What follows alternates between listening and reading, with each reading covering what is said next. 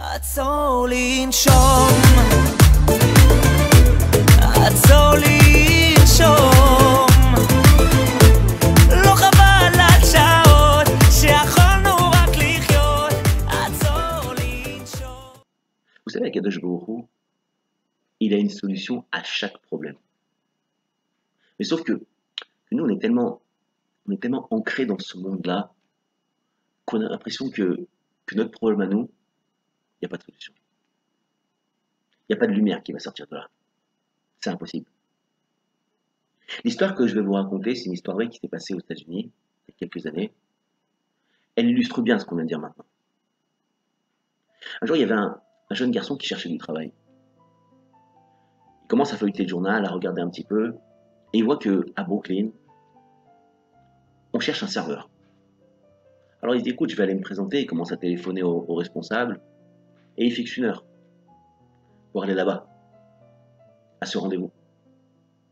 Alors, comme c'est quelqu'un qui est raisonnable, quelqu'un qui a l'habitude des choses, il se présente avant, il est en avance. Alors, il dit, écoute, je ne vais pas me présenter en avance, je vais aller boire un café juste à côté, dans un restaurant. Alors il rentre dans un petit restaurant. Et ce petit restaurant-là, il est tenu par une vieille dame, avec sa fille. Alors il demande à la dame, vous pouvez me servir un café avec un croissant? Alors à ce moment-là, quand il est assis en train de boire son café, il commence à réfléchir aux questions qu'on va lui poser. Qu'est-ce qu'il va répondre? Qu'est-ce qu'il va dire? Et puis le moment est arrivé. Alors il se lève pour payer son café avec son croissant, et il dit à la vieille dame, combien je vous dois, madame? Alors elle dit, tant de dollars. Alors là, lui, il commence à chercher, il regarde dans son porte-monnaie, il trouve 2 dollars, mais l'habitude, c'est de donner un pourboire. Il a toujours l'habitude de donner un pourboire. Et là, il n'en a pas. Alors il commence à chercher dans ses poches, et il dit à la vieille dame, il lui dit, écoutez, je suis vraiment désolé, mais j'ai pas de pourboire. La dame lui fait, c'est pas grave, monsieur, c'est pas grave. Lui, il est très gêné. Il a honte. Pour lui, ça ne se fait pas de pas donner un pourboire. Alors il commence à fouiller dans ses poches et il trouve un billet de tombola. Il dit, écoutez madame, écoutez, je sais que c'est pas bien, mais bon, moi j'ai toujours l'habitude de donner un pourboire. Mais là, écoutez, regardez, j'ai un billet de tombola. Si je gagne, je vous donne la moitié. Alors là, la vieille dame lui dit, écoutez, ne vous énervez pas, ne vous inquiétez pas. Il n'y a pas de problème, monsieur. Il n'y a pas de problème.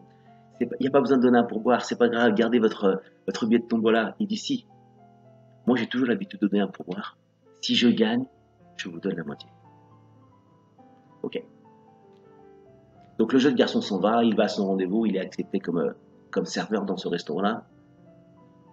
1 semaine passe, 2 semaines, il reçoit un coup de téléphone. Il reçoit un coup de téléphone qui lui dit, oui, vous êtes monsieur Untel? Oui. Voilà, on a eu le tirage de la tombola. Vous avez gagné 500 000 dollars. Alors là, il est émerveillé. Waouh, il dit 500 000 dollars. Oui, vous avez été l'heureux gagnant. Alors dans quelques semaines, on va vous envoyer le chèque. Bon, il attend. Qu'est-ce qu'il fait entre-temps, le lendemain? Il se lève et il retourne au café, au restaurant de la vieille dame. Il arrive vers la dame et lui dit, écoutez madame, voilà, j'ai gagné 500 000 dollars. Je vous ai promis que je vous donnais la moitié. Je vais vous donner 250 000 dollars. La vieille dame lui fait, mais non monsieur, arrêtez. C'est pas grave, gardez votre argent monsieur. Il fait, écoutez, je tiens mes promesses. Je vous dois la moitié de ce billet de tombola, je vous donnerai la moitié du billet de tombola. Donnez-moi votre adresse, dès que je touche l'argent, je viens vous voir à la maison. Bon, la vieille dame, qui n'y croit pas du tout, lui donne quand même son adresse. Elle voit qu'il est sympa, qu'il est gentil, elle lui donne son adresse. 1 semaine plus tard, il reçoit les 500 000 dollars, le chèque. Il va les mettre à la banque et il dit au banquier, donnez-moi un chèque de 250 000 dollars. Parce que dans ce billet de tombola, je ne suis pas seul, il y a quelqu'un avec moi. Alors il prend ce billet de 250 000 $, et il voit, et il va chez la vieille dame, il commence à chercher l'adresse, il commence à se faire tard la nuit, il est 6h, 7h, et il trouve l'adresse. Il monte à l'étage, il frappe à la porte, et qui c'est qui lui ouvre? La vieille dame. Il lui dit: bonjour madame, vous vous souvenez de moi? Oui, je me souviens de vous. Voilà, ce que je vous avais promis, je vous le donne. Le billet de 250 000 $. Écoutez, monsieur, arrêtez, vous comprenez pas, c'est pas grave, vous m'avez pas donné un pourboire, c'est pas grave. Il dit: écoutez madame, je vous ai promis la moitié de ce billet de tombola, maintenant je vous le donne. Et en parlant avec elle, il voit une personne qui est en train d'allumer des veilleuses derrière.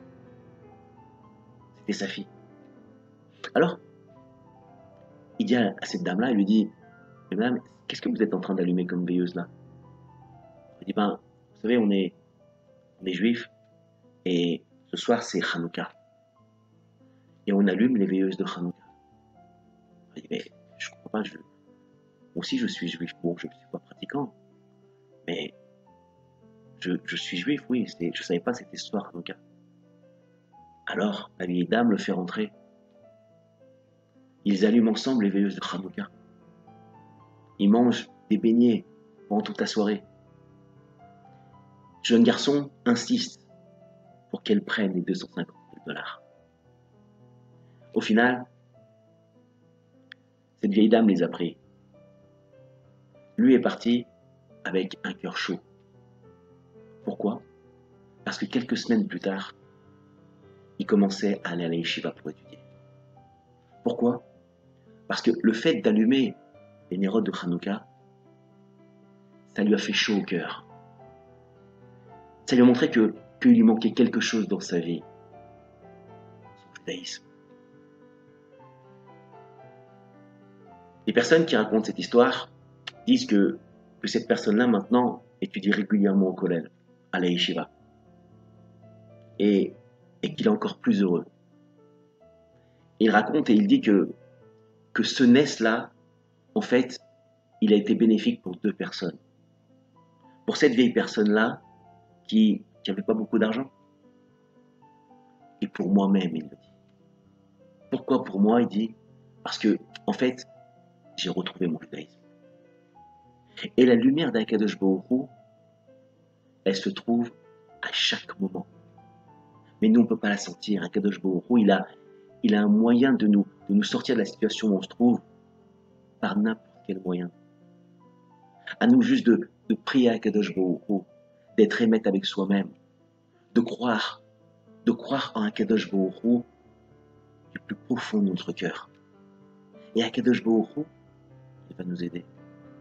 Il va vous aider à pouvoir grandir, à se rapprocher de lui, à surmonter les problèmes que nous avons. Qu'Akadosh Baruch Hu vous aide, qu'Akadosh Baruch Hu vous bénisse, qu'Akadosh Baruch Hu vous aide dans toutes les pensées que vous avez. Passez des bonnes fêtes de Hanouka. ונביט לאחור מה נראה מאתמול אם נזכור איך בזבזנו ימים של ריצות, מלחמות, צירוף של שעות